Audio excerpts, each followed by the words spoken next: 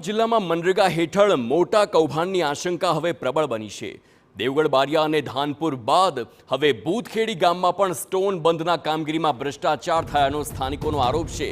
વર્ષ 2021-22માં મંજૂર થયેલ સ્ટોન બંધના કામોમાં વર્તમાનમાં કરાતા સ્થાનિકોએ અનેક શંકા ઉઠાવી છે। સ્થાનિકોનો આરોપ છે કે ખોટા સર્વે નંબર બતાવી કામ દર્શાવીને કરોડોનો ભ્રષ્ટાચાર આચરવામાં આવ્યો છે।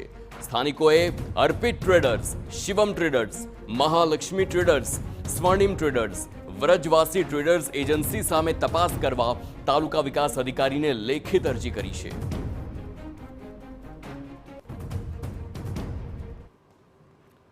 જ્યાં સીસી રસ્તાઓ નથી તો ત્યાં સીસી રસ્તાઓ બની ગયેલ છે, તે કાગળ પર જ બોલે છે, સીસી રસ્તાઓ બનેલ નથી। અને જે ચેક ડેમ અને સ્ટોન બંધ છે તો માનો કે ભૂતખેડી ગ્રામ પંચાયતની અંદર એટલા બધા સર્વે નંબરોનો ઉપયોગ કર્યો કે ત્યાં સ્થળ પર કામ જ નથી અને વર્ક ઓર્ડર કાઢીને માત્ર કાગળ પર જ એજન્સીઓ અને કર્મચારીઓ દ્વારા જે ભ્રષ્ટાચાર કરવામાં આવ્યો છે તેની સાચી તપાસ થવી જોઈએ।